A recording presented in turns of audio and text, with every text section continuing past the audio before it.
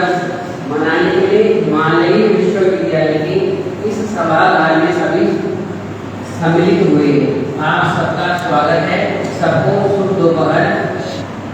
गणभोज जैसे नाम से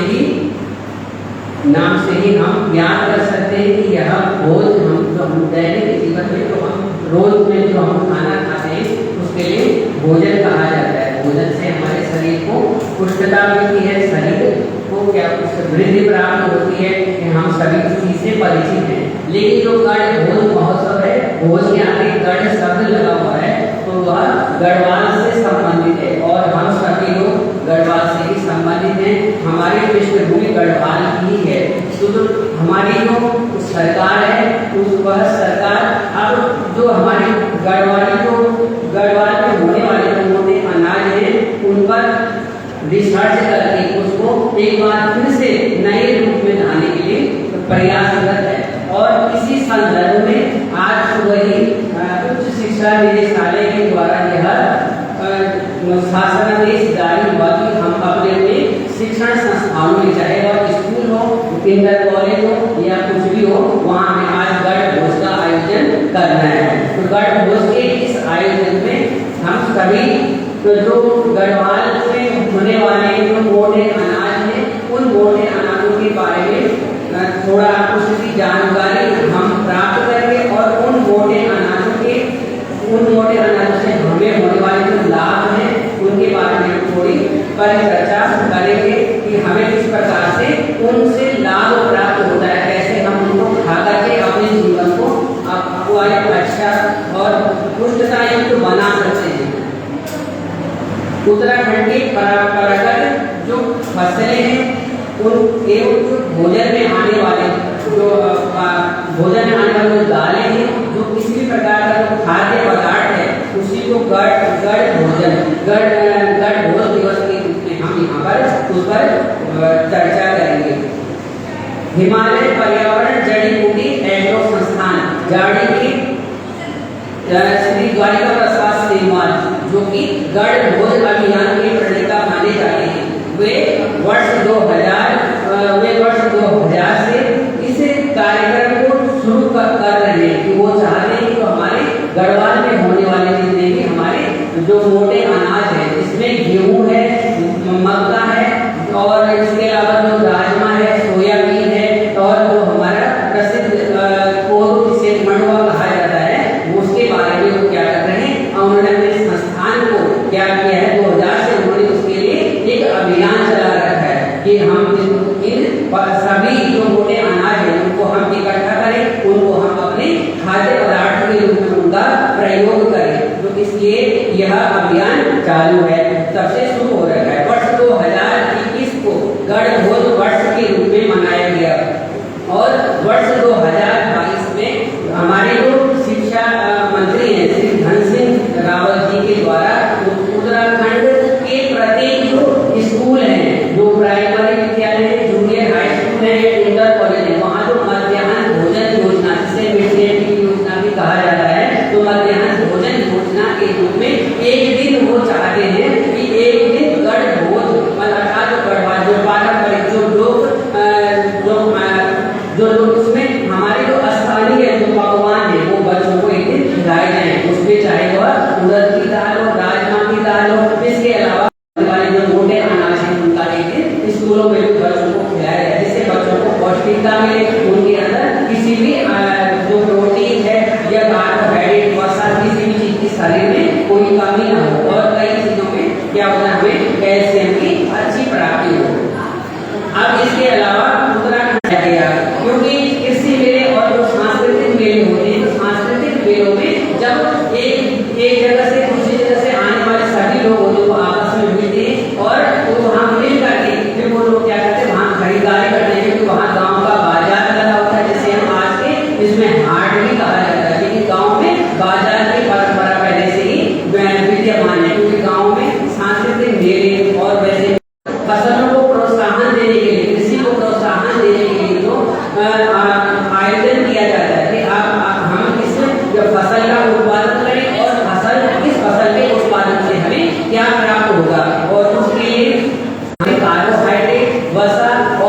प्रोटीन आदि सभी जो पोषक तत्व होते हैं वो अच्छी तरह से विराजमान है, उसमें विद्यमान होते हैं। वर्ष 2023 के बाजार में लाकर वह बेचेगा तो उसका उन्होंने समर्थित मूल्य एक तय किया हुआ है। अभी अभी संयुक्त राष्ट्र महासभा ने दिसंबर 2022 में प्रधानमंत्री नरेंद्र मोदी की पहल पर जो ये मोटे अनाज है उसको अंतरराष्ट्रीय मोटा अनाज वर्ष घोषित किया है। वर्ष 2023 को 2022 में सम्मेलन हुआ वहां पर और उन्होंने 2023 को मोटा अनाज वर्ष के रूप में उसके घोषित कर दिया है।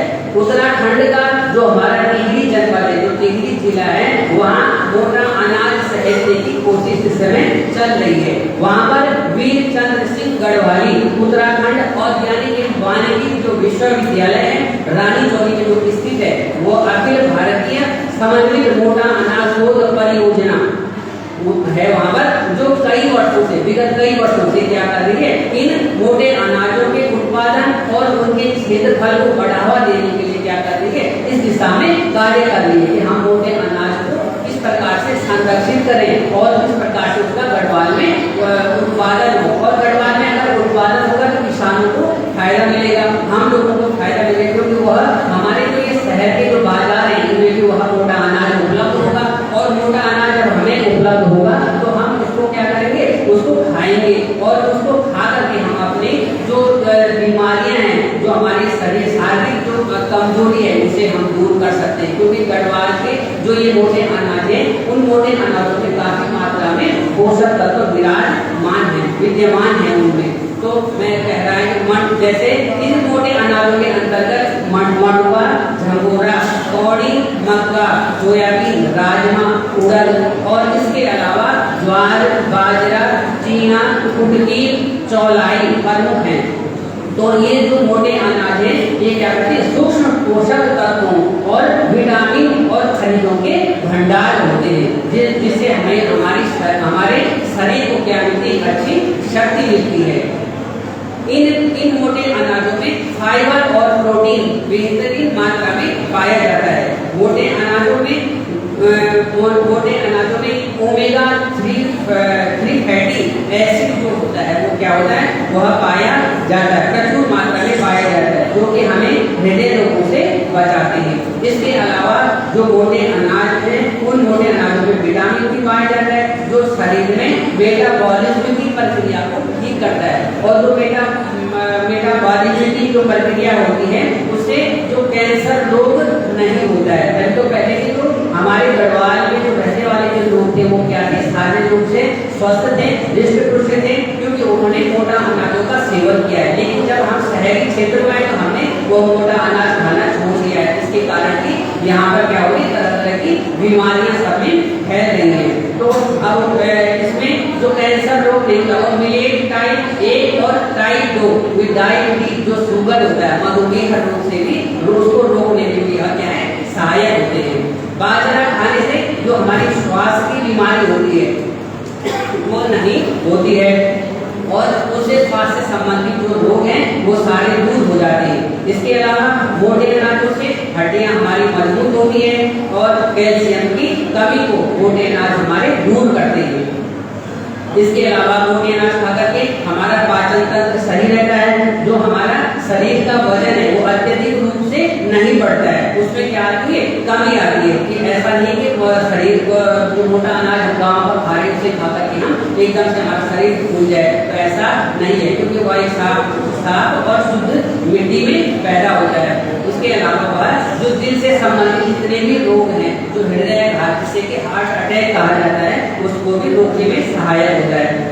जैसे जो खाद्यान्न फसलों में सबसे पहले से गेहूं है, जो गांव का गेहूं है उसमें जो प्रोटीन होता है वो 11.6% पाया जाता है। उसके अलावा उसमें जो वसा होती है वो 20 ग्राम होती है और उसके अलावा उसमें जो फाइबर होता है वो भी 20 ग्राम पाया जाता है। कार्बोहाइड्रेट उसकी मात्रा भी इसी प्रकार 71% पाई जाती है। मक्का है, मक्के में भी प्रोटीन की मात्रा 9.2% होती है। इसके अलावा उसमें भी वसा 4.6% और फाइबर होता है उसमें 20.8%।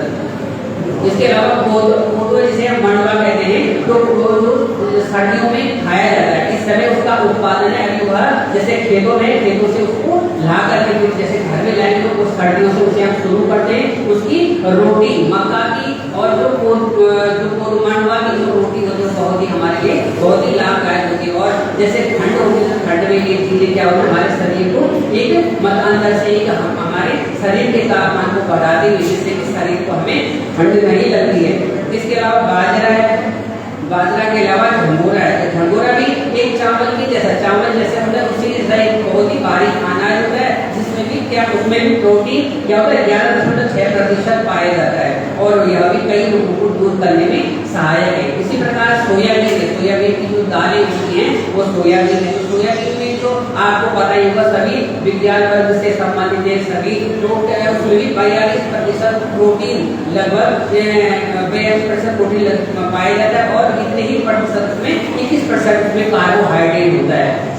इस प्रकार राजमा होता है पहाड़ी जो राजमा होता है मोटे अनाजों के अंतर्गत आती है। उस पहाड़ी राजमा की दाल में भी जैसे राजमा की दाल 24 ग्राम है तो उसमें 100 ग्राम राजमा की दाल में 24 ग्राम प्रोटीन की मात्रा पाई जाती है। इसी प्रकार कई जो हमारी और दाल जिसमें भट्ट होते हैं काले भट्ट होते हैं इस प्रकार के उनमें भी आयरन की मात्रा अत्यधिक मात्रा में पाई जाती है। इसी प्रकार एक मोटे अनाज के अंतर्गत गहरा जैसे पुलल कहा जाता है उसमें भी कई रोगों को दूर करने की क्षमता होती है और वह शरीर को क्या करता है ठंडक प्रदान करता है। जब किसी के शरीर में कहीं भी पथरी हो पथरी में उसका पाथरी में उसे भिगो करके दाल को भिगो करके उसका पानी पीते तो जिससे हमारे शरीर से पथरी निकल जाती है बिना ऑपरेशन की। इस प्रकार जो हमारे जो ये गढ़ भोज में आने वाले जो खाद्यान्न है उन खाद्यान्नों को खा करके हम क्या कर सकते हैं अपने शरीर को स्वस्थ कर सकते हैं। तो सरकार भी इस ओर क्या करती है अपने कदम बढ़ा रही है और वह चाहती है कि गांव के जो किसान है जिन्होंने खेती करना छोड़ दिया है तो वो उनको रियायत दरों पर क्या कर रहे हैं बीज उपलब्ध करा रहे हैं और बीज उपलब्ध कराने के बाद जो उनका उत्पादन हो रहा है मोटे अनाजों का चाहे वह मंडवा हो झंगोरा हो या फिर इसके अलावा अन्य जो दालें हैं वो उनको वह खरीदती है सरकार और उसको विश्व के बाजार में मतलब बाहरी देशों में भी उसको निर्यात किया जाता है भेजा जाता है उसको यहाँ से बाहर भेजा जाता है जिसको कि बाहर के लोग खा करके भी बड़े अच्छे होते हैं। इसके अलावा हमारे गांव के जो गढ़ भोज के अंतर्गत और सब्जियां भी आती हैं जो सब्जियां हमारे शरीर के लिए लाभदायक हैं जिसमें कई लोग हम सभी लोग गढ़वाल से जुड़े हुए कई लोगों ने कनाली होगी जिसे बिच्छू घास कहा जाता है उसका साग भी खाया हुआ तो कहते हैं कि वो भी हमारे कैंसर को दूर करने में पूर्ण रूप से सक्षम है। आज हमारे इस हिमालय विश्वविद्यालय में इस गढ़ भोज दिवस के अवसर पर निबंध प्रतियोगिता का आयोजन भी किया गया जिसमें लगभग 30 प्रतिभागियों ने भाग लिया। उन 30 प्रतिभागियों ने निबंध के माध्यम से जो उत्तराखंड के मोटे अनाज हैं उनके महत्व और उपयोगिता पर प्रकाश डाला जिसे देखकर के मुझे बहुत खुशी हुई कि कम से कम हमारी जो आज की युवा पीढ़ी है इस बारे में कम से कम जानती है और उनको और भी जानना चाहिए जिन्होंने प्रतिभाग किया और जिन्होंने नहीं प्रतिभाग किया तो उनको उस चीज के बारे में जान के हमारे लिए जो मोटे अनाज हैं कितने लाभकारी हमारे लिए हो सकते हैं। धन्यवाद। इसी क्रम में मैं अब अपने विश्वविद्यालय के डॉक्टर नवीन भुरियाल को यहाँ मंच में आमंत्रित करता हूँ और वो गढ़ भोज में आपको ये थोड़ा सा बताएंगे आपको।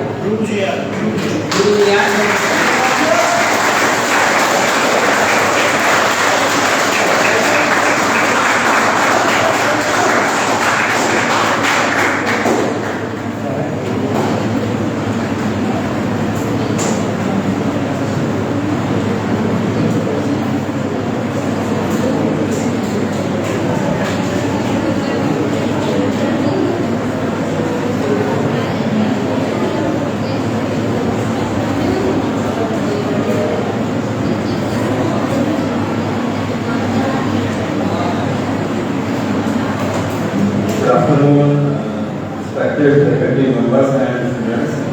So today we are celebrating Gad Bhoj Divas and it is International Year of Millets also as per FAO. And this millet also local, so I have made a presentation on millets in Uttarakhand.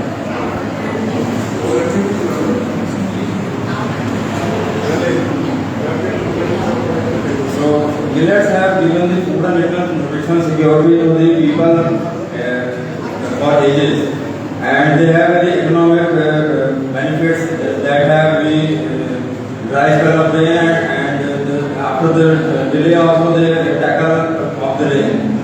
And millets are also capable of adjusting to climate change and very ecological conditions also.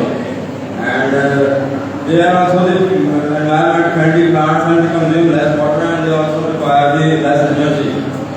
So, and also they are the farmer friendly, and they have very high fiber, wholesome protein and mineral content. So millets in Uttarakhand, the variety of finger millet is ragi and mandal, and of barnyard millet is Madira, and there are 4 varieties of this Madira: Thul Madira, Nan Madira, Dar Madira, and Madakanthi Madira, Jangora, Sanwa. And we have, and this statistics also show that these crops have good market in Uttarakhand: barnyard millet and finger millet. The finger millet also has a yield of 6 to 7 quintals per hectare, and with the climate change and the all other, so in the coming years this has increased to 12 quintals per hectare. And barnyard porridge is a famous dish in Uttarakhand, known as Madra ki kheer. So coming to different food products. So a pop flour is also pop flour made from the millet is combined with salt, milk, and buttermilk, sugar, other food items to make variety of millet-based meals. Finger millet and other millets are also used to make traditional treats in many rural families. Further, actually cooking and malt-based foods are also being used. Are being made from by using the made millet flours, flakes, and ready-to-eat snacks also. In other regions,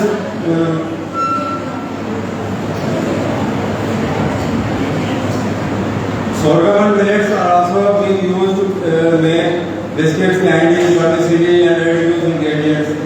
And in Uttarakhand, finger millet is used as eaten as roti, and barnyard millet as chencha. And porridge also is made with buttermilk and lassi. Foxtail millet is cooked with whole rice and or made to meal.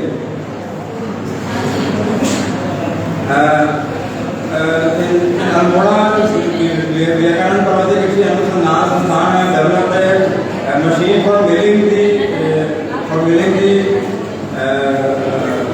millets. Vivek millet section 1 is being used, which can fetch up to 40 to 60 kg of barnyard millet grains per hour, and it is a very low cost machine, small in size and lightweight, and can do threshing and de-hussing also.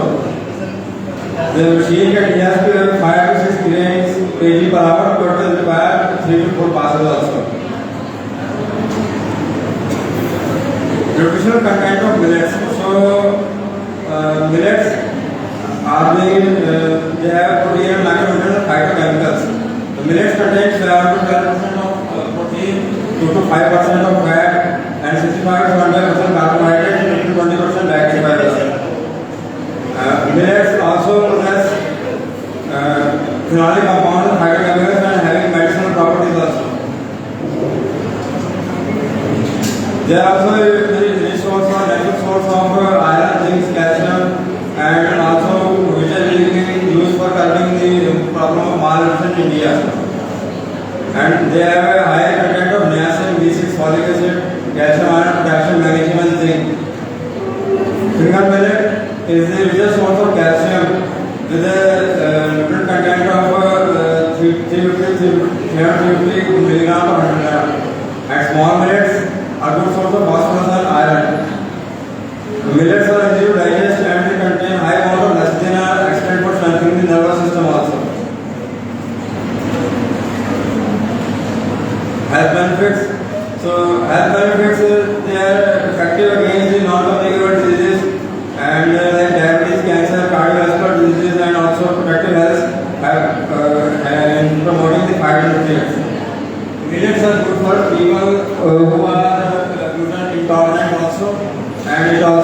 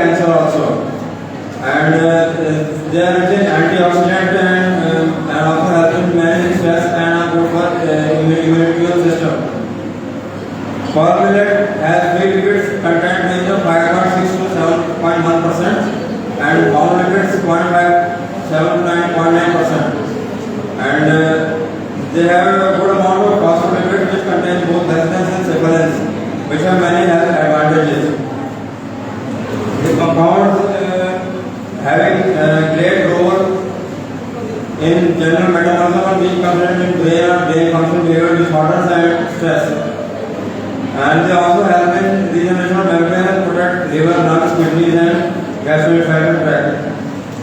So these are this was my presentation on different topics like different food technology aspects, post-harvest engineering technology aspect, and nutrition content has benefits of the millets. Thank you.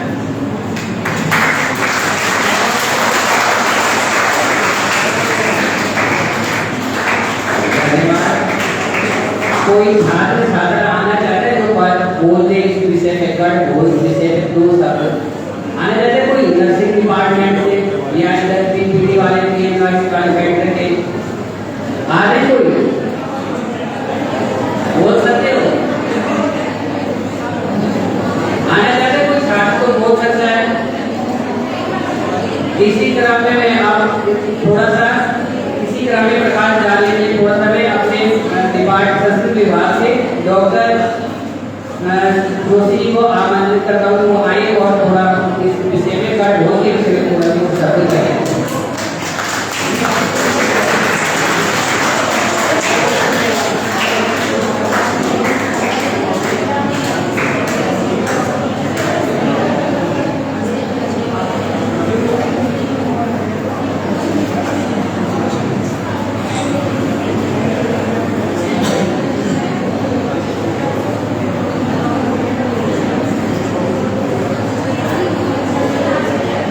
सभी शांत हो जाए। जब यहाँ पर कोई कार्यक्रम होता है तो आप लोगों को वैसे तो अधिक से अधिक संख्या में आना चाहिए। कोई भी कार्य निरर्थक नहीं होता है, अकारण कोई कार्य नहीं होता है, उसके पीछे बहुत बड़ा रीजन होता है, कुछ ना कुछ नॉलेज मिलता है। और हम सब विद्यार्थी हैं, तो विद्यार्थी सब स्टूडेंट्स हैं। विद्यार्थी जीवन में सिर्फ ग्रहण करने की आदत होनी चाहिए।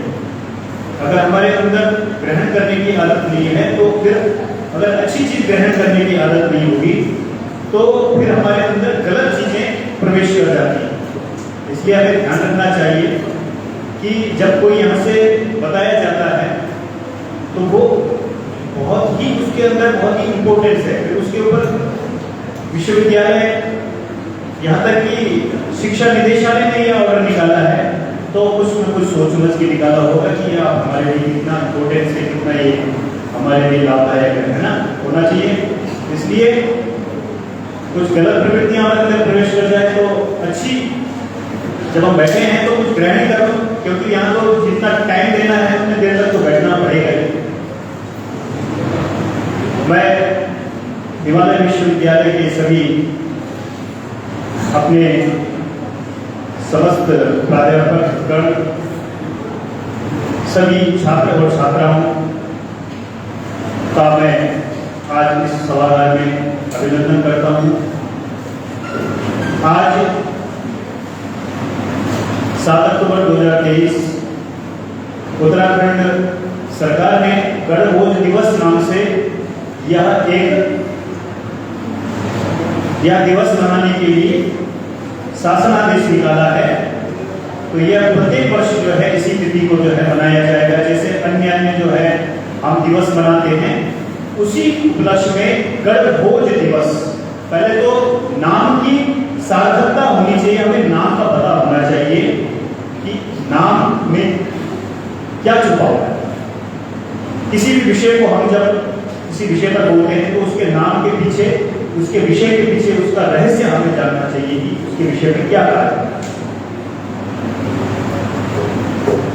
और विशेषकर जो है हमारे डॉक्टर सुभाष बड़ौदा जी, जिन्होंने इस कार्यक्रम को सफल बनाने के लिए अपने इस दायित्व को निभाया है और निभा रहे हैं, मैं उनका भी बहुत बहुत आभार करता हूँ। डॉक्टर ध्रुव जुयाल जी, जिन्होंने इतनी अच्छी डॉक्यूमेंट्री जो है गणभोज की दिखाई यहाँ पर, उसके विषय में एक्सप्लेन भी किया। हालांकि हमारे समझ में नहीं आया, अंग्रेजी भाषा में किया, लेकिन उसके विषय में जो है अगर अगर हमारे अंदर जिज्ञासा है तो हम उनके पास जाकर के, आप साइंस के विद्यार्थी हैं, सबके सब विज्ञान के विद्यार्थी हैं, और विज्ञान का आधार क्या है? कोई बता सकता है कि विज्ञान का आधार क्या है? क्या है साइंस का बेस? क्या है साइंस का बेस? है स्वास्थ्य। स्वास्थ्य है कि नहीं? अरे सब बोलो, स्वास्थ्य है कि नहीं? पूरा जो भी यह साइंस है, मेडिकल साइंस है, तो मेडिकल साइंस का आधार हेल्थ के ऊपर टिका हुआ है। हेल्थ के अलावा ये कोई बात नहीं करता है। और हेल्थ का आधार क्या है? कौन बताएगा? हेल्थ का आधार क्या है? स्वास्थ्य का आधार क्या होता है? भोजन होता है कि नहीं होता है? किसने बताया? खाना होता है ना? और खाना कैसा होना चाहिए? स्वास्थ्य से संबंधित, स्वास्थ्य के लाभ के लिए हमें खाना खाना चाहिए। खाना भी दो प्रकार का होता है, एक जो हमारे लिए अच्छा होता है, एक वो खाना, और एक जो हमें अच्छा लगता है, दूसरा खाना। तो हम कौन सा खाना खाते हैं? अधिकतर आजकल क्या है, हमारी जो खाने का जो खाने की परंपरा परिवर्तन हुई है, चेंज हुई है। अधिकतर आज की जनरेशन, जैसे हमारे देश में पाश्चात्य फूड आया, मतलब वेस्टर्न फूड आया हमारे इसमें, जैसे चाइनीज फूड है, थाई फूड है, तो सबने अपने भोजन को क्या किया? चेंज कर दिया। जाना ही नहीं इसके विषय में कि यह भोजन कैसा है। तो जो ये जैसे फास्ट फूड है, हम जब फास्ट फूड बनते हुए देखते हैं, और हमारे अगर परंपरागत खाना, अगर एक स्टॉल में परंपरागत खाना लगा हुआ है और एक स्टॉल में फास्ट फूड लगा हुआ है, तो ज्यादातर जो है फास्ट फूड की तरफ जाते हैं, खाने के जाते ही नहीं जाते। तो ये कौन सा खाना है? जो हमें अच्छा लगता है और जो हमारे लिए अच्छा है। होना तो ये चाहिए कि जो हमारे लिए अच्छा है उस खाने की तरफ हमें जाना चाहिए। तो जो ये गर्भभोज का यह दिवस मनाया जा रहा है, सरकार ने बड़े ही गहन सोच करके इस विषय पर चर्चा की होगी कि हमारी संस्कृति जो है, हमारे संस्कार और संस्कृति धीरे धीरे पतन की ओर जा रहे हैं, और संस्कार और संस्कृति सबसे ज्यादा पतन की ओर तब जाती है जब हमारा पहनावा, हमारा भोजन और हमारी भाषा, ये तीन चीज, और हमारा नाम, भाषा, भोजन और पहनावा, ये संस्कृति का आधार है। ये जब अगर संस्कृति का पतन करना है तो इन सब को जो है चेंज करो, अपना नाम बदल दो। नाम बदल दो तो क्या हो जाएगा? तुम अपना नाम अपने भारत देश में जो परंपरा है हमारी, उसके अनुसार लगा करके अंग्रेजों की तरह नाम रखो, तो तुम्हें सामने वाला उसी हिसाब से बात करेगा जिस प्रकार तुम्हारा नाम है। पहनावा, अगर अपना पहनावा चेंज किया, वेस्टर्न पहनावा पहना, तो तुमसे जो बात करेगा वो तुम्हारे विचारों को जान जाएगा कि तुम्हारा कल्चर कैसा है, तुम्हारा संस्कार कैसा है, तुम्हारी संस्कृति कैसी है। और तीसरी चीज है भोजन। अगर तुम भोजन घर का ना खा करके बाहर का भोजन खाते हो तो उससे भी तुम्हारे विचारों का पता चलता है। अधिकतर जीव जो है, जीव में पानी जिस भोजन को देकर आएगा वह भोजन तुम्हारे विचारों का निर्माण करेगा। मैं एक दिन यहाँ BNYS की क्लास में बता रहा था, तो भोजन हमारे विचारों से कैसे बनता है। अभी ये जो गर्भभोज की बात कर रहे हैं, इसमें क्या विटामिन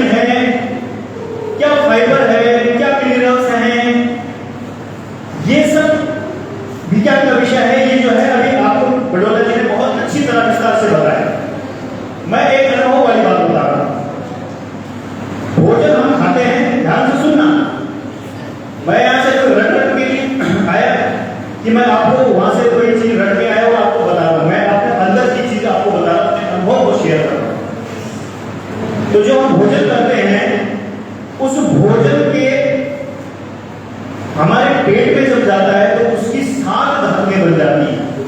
पता होगा आपको, किसी को पता है इस विषय में? या आयुर्वेद वालों को पता?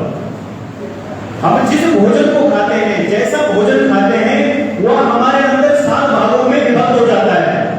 ऐसा नहीं खाया और विसर्जन किया। हम जो खाते हैं, जो भी अन्न हम खाते हैं, वो सबसे पहले पेट में जाकर क्या बनाता है? रस बनाता है। वह भोजन रस बनाता है। एक भाग उसका रस से रस निकलता है, दूसरा मोटा जो भाग होता है वो मन के द्वारा निकल जाता है। उसके बाद रस से बनता है रक्त। रक्त अर्थात खून, ब्लड जिसको बोलते हैं। रस से रक्त बना, रक्त से मेद बना। मेद जानते हो? मेद बनता है हड्डी पे जो चिपका हुआ मांस होता है। जो मांसाहारी हैं, जो मांस खाते हैं, मटन खाते हैं, उनको पता होगा, ठीक है? हड्डी पे जो चिपका हुआ मांस खाते हैं उसको कहा जाता है मेद। मेद से बनता है मज्जा। मज्जा समझते हैं?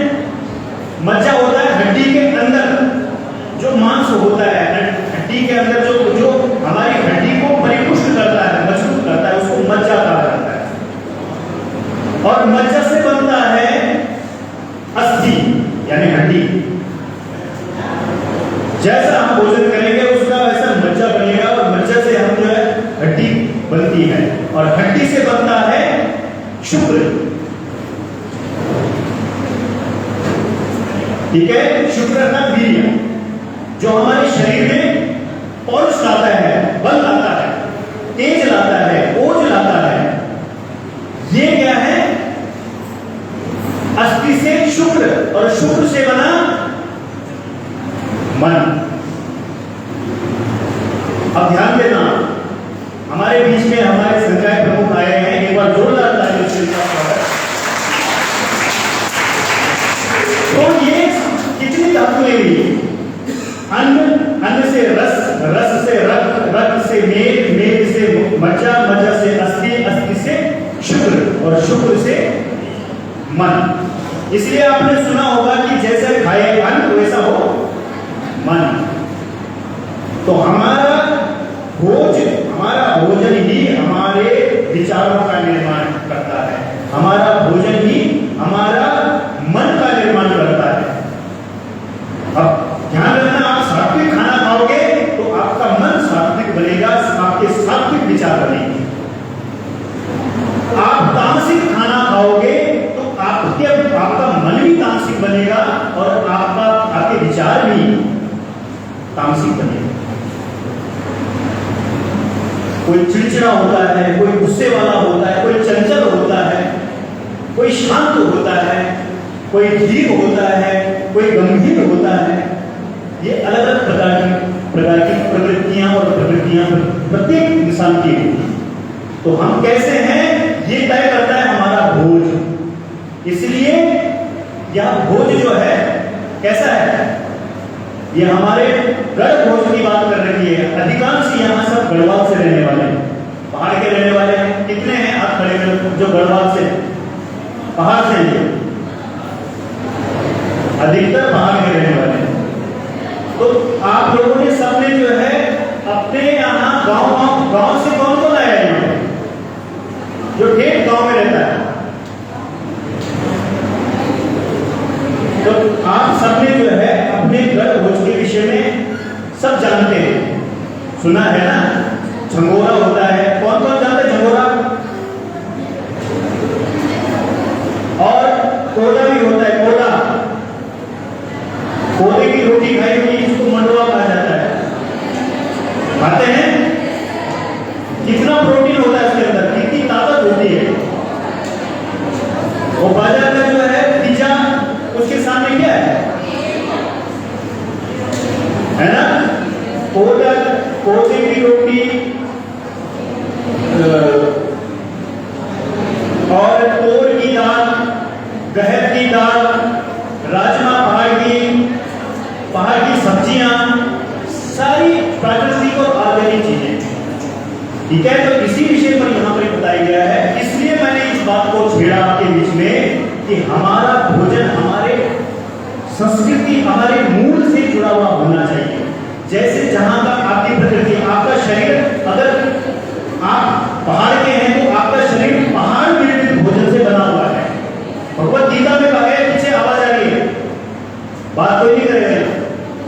पहाड़ से जो है, जिसका शरीर पहाड़ के भोजन से निर्मित है, उसके लिए भगवत गीता में क्या कहा गया है?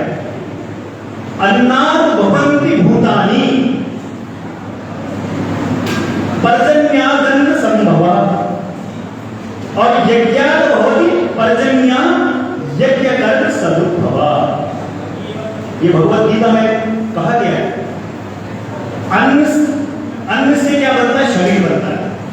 ये अन्नात् भवति भूतानि, भूतानि कहते हैं यह जो भौतिक शरीर है, ये किससे बनता है? अन्न से ही बनता है।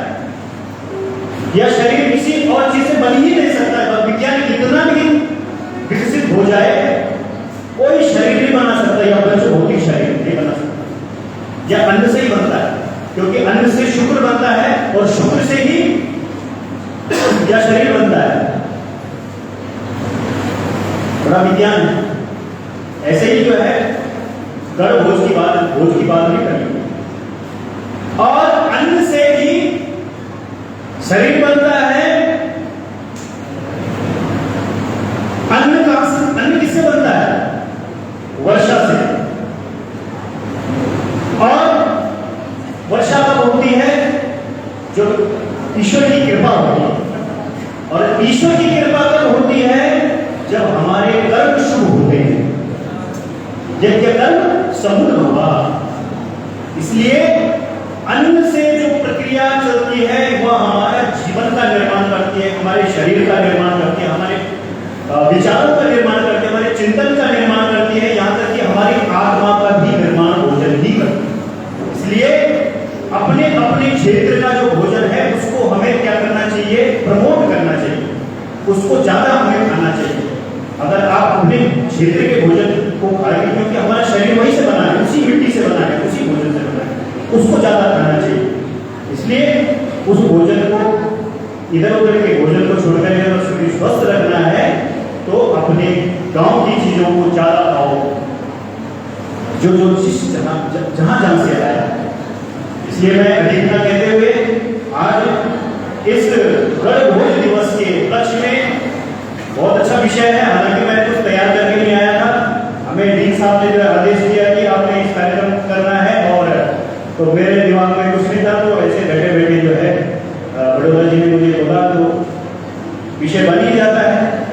इसलिए इसका संदेश आपको देना चाहिए कि गढ़ भोज दिवस जो है केवल यही का भोजन नहीं, आप जिस क्षेत्र के उस भोजन को प्रमोट करो। तो पुनः मैं आप सभी का हार्दिक धन्यवाद, अभिनंदन करता हूँ। और आज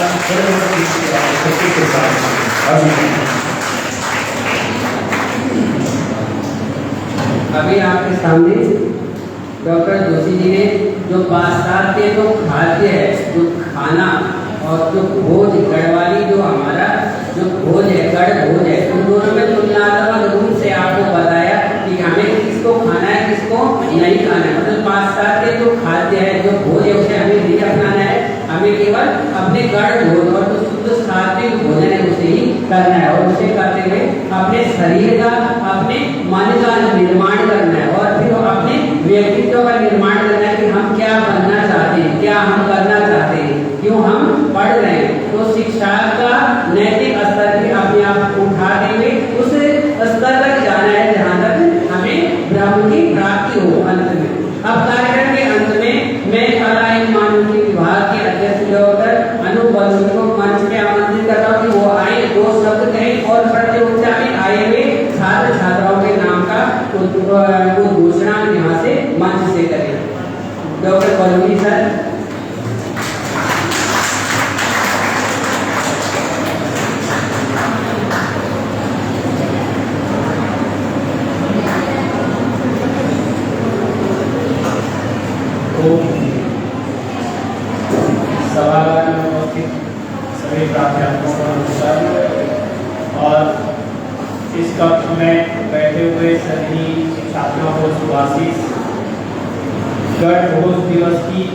सभी को हार्दिक शुभकामनाएं।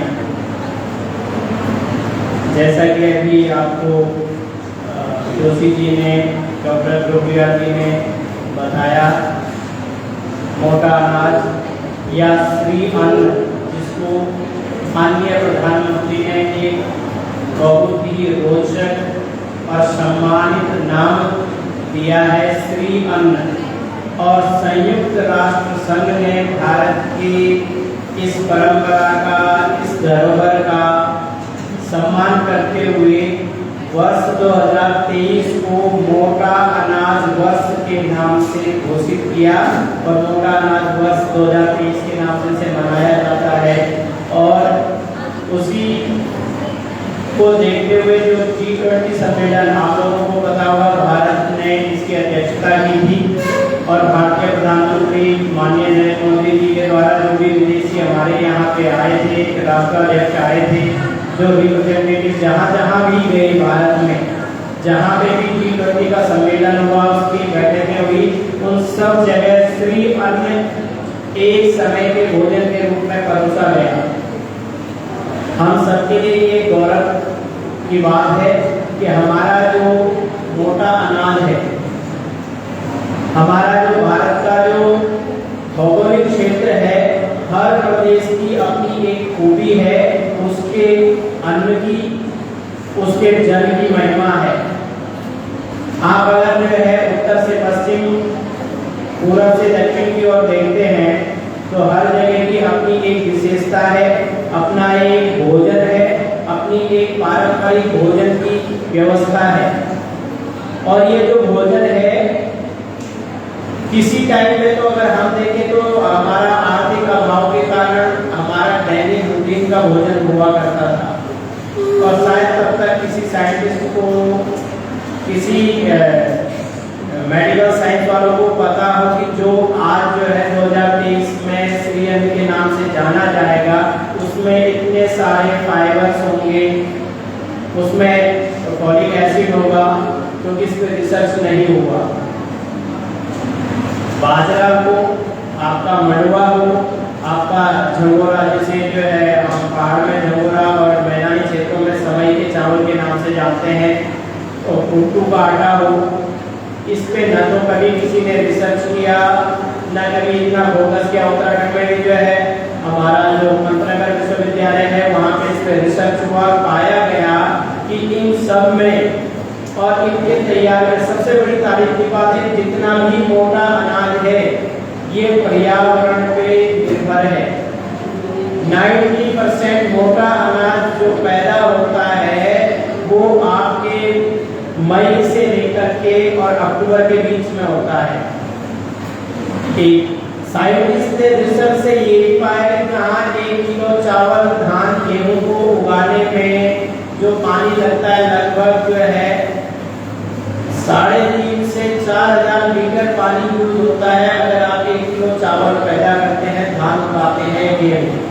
वही जो ये मोटा अनाज है, चाहे आपका बाजरा हो, आपका झंगोरा हो, मंडुआ हो, आपके कुट्टू हो या आपके तुअर की दाल हो, जिसे पहाड़ में तोर कहते हैं, और वही आपकी जो अरहर में तब्दील होती है, इन सब के लिए जो है ये डिपेंड करती है एनवायरनमेंट पे। कुट्टू है मात्र 90 डेज में तैयार हो जाता है।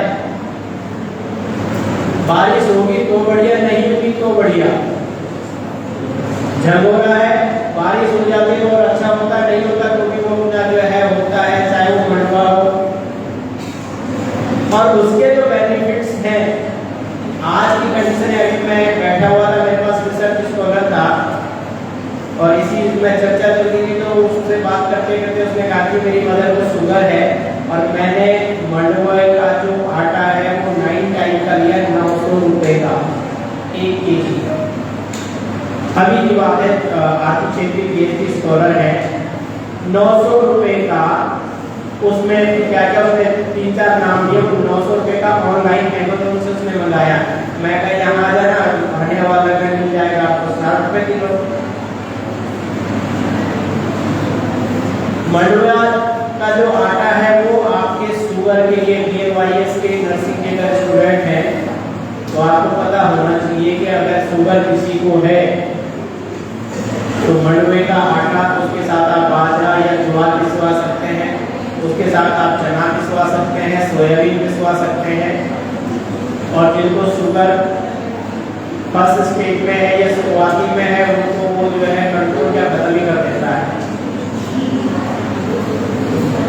हड्डियों को मजबूत करता है, कैल्शियम से भरपूर होता है।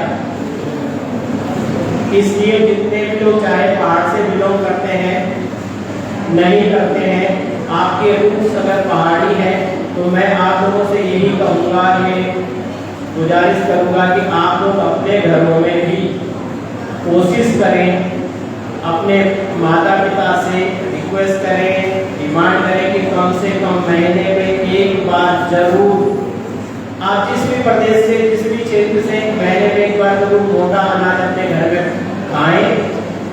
और BNYS वाले हैं, आप उस परंपरा के हैं, प्राकृतिक चिकित्सा के, तो उस मोटे अनाज को खाने से पहले और खाते वक्त जिसने वो उगाया है, ये श्री अंबिया गढ़ भोज दिवस मनाने का सिर्फ इतना मकसद नहीं है कि इसका प्रचार करना है, उन लोगों के प्रति भी श्रद्धा है, उन लोगों के प्रति भी हमारी जो है एक नतमस्तक है, जो आज भी विषम परिस्थितियों में इस खेती को कर रहे हैं। तो हम उन लोगों के प्रति भी अपनी कृतज्ञता ज्ञापित करें कि उन्होंने जो अपनी धरोहर थी, जो मोटा अनाज था, जिसे आज भी बचाए हुए हैं, बेशक गाँव पलायन हो गए हो, जो भी बचे हैं, और जैसे जैसे साइंस विज्ञान तरक्की कर रहा है, पता लग रहा है कि इसमें क्या क्या चीज़ें हैं, आयरन की बात हो, आपके जो है प्रोटीन्स की बात हो, विटामिन ए की बात हो, सब कुछ हमें इजीली अवेलेबल होता है। एक दूसरा मैंने कहा कि पर्यावरण पे डिपेंड करता है, मौसमी है, तो प्राकृतिक चिकित्सा वाले चाहते हैं या साइंस वाले हैं, तो आपको अच्छे से पता होगा कि हमें एनवायरनमेंट के और मौसम के अनुकूल के जितने भी अनाज हो, जितने भी साग सब्जियां हो या फ्रूट हो, जरूर लेने चाहिए। तो श्री अन्न का या जो हमारे मोटे अनाज का है, उसका ये भी है कि हम जो लोग इसमें लगे हुए हैं, जो इन्होंने उगाते हैं, उनके प्रति अपनी कृतज्ञता ज्ञापित करें कि उन्होंने हमारे लिए एक औषधि को संभाले हुए रखा था, और जब हम महीने में एक बार कम से कम इसे यूज करेंगे तो मार्केट में उसकी डिमांड होगी, मार्केट में डिमांड होगी तो ऑब्वियसली जो छोटा किसान है, जहाँ भी ये चीज़ें पैदा होंगी उनके पास डिमांड जाएगी और वो इसे करने के लिए प्रेरित होंगे। और जो ये संकल्प भारत के प्रधानमंत्री का है कि मोटा अनाज विश्व भर में चर्चित हो, वो ऊपर आएगा, और पहाड़ पे सबसे ज़्यादा मोटा अनाज होता है। तो ऑब्वियसली जो हमारी उत्तराखंड की आर्थिक स्थिति है, जो हमारी GDP है, जो हमारे पहाड़ों में रहने वाले हमारे लोग हैं, वो पलायन न करेंगे, वो पलायन की बजाय अपने पारंपरिक खेती, चाहे वो मंडवे की हो, आपके जगोरे की हो, जो विलुप्त सा हो रहा है, उसकी तरफ न लौटेंगे, और हमें एक स्वास्थ्यवर्धक जीवनदायिनी औषधि के रूप में इस मोटे अनाज को देते रहेंगे। सभी लोगों से पुनः गुजारिश है कि कोशिश करें आप अपने घर में, जो जहाँ से बिलोंग करता है, सर्दियों में आप बाजरे का आटा खाते हैं, मंडवे के आटे की रोटी खाते हैं, तो ध्यान रखिएगा नेचुरल गर्म होता है, आपको कंट्रोल मोटापा नहीं आने देगा, आपके कोलेस्ट्रॉल को कंट्रोल करेगा, आपके बीपी को कंट्रोल करेगा। जो हाइपरटेंशन के शिकार हैं, जिनको माइग्रेन है, आप मंडवे के आटे की रोटी कंटिन्यू खाइए, आपको माइग्रेन कंट्रोल होगा, गारंटी है। तो पुनः आप सभी को गणतंत्र दिवस की हार्दिक शुभकामनाएं, और यही मेरी आशा है कि आप अवश्य इस पर चिंतन करेंगे और अपने घरों में अपने माता पिताओं से रिक्वेस्ट डिमांड करेंगे कि महीने में कम से कम एक बार अपने घर में मोटा अनाज बनाने से उसका उपयोग करेंगे। इसी के साथ सभी को हार्दिक धन्यवाद। जय भारत, जय उत्तराखंड।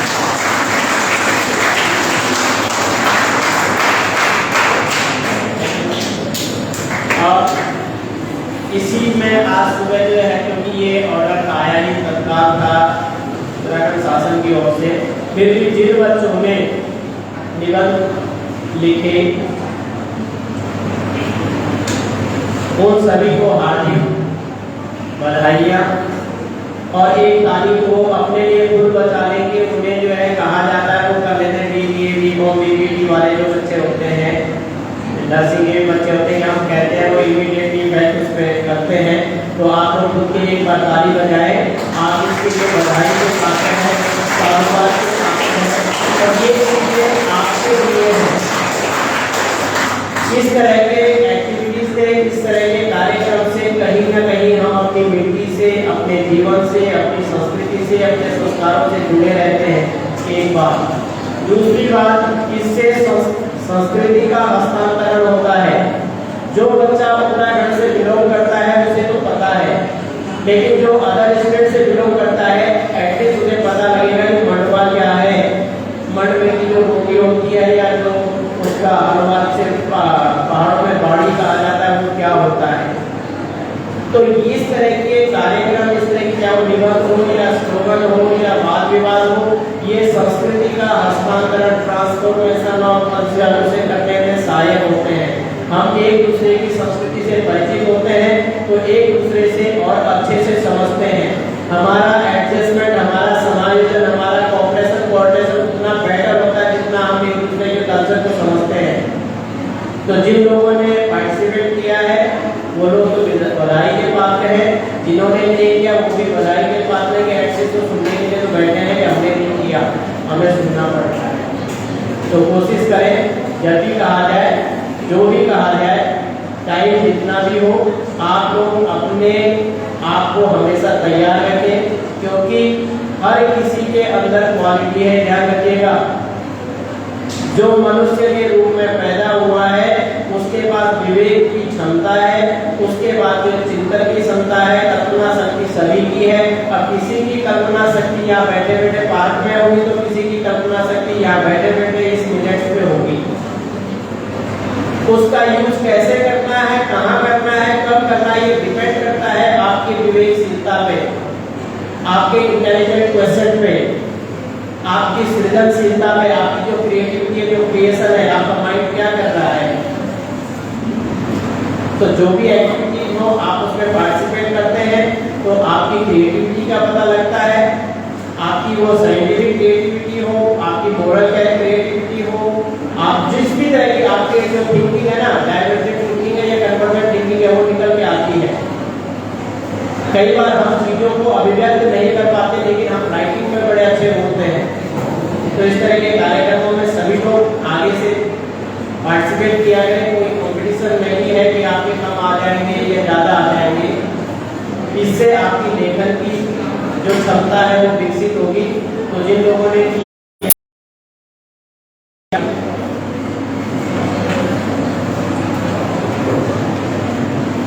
जो निबंध हुआ था उसमें लगभग जो है कितने 30 के आसपास स्टूडेंट ने पार्टिसिपेट किया था और सभी ने अच्छा लिखा। हिंदी में लिखा है।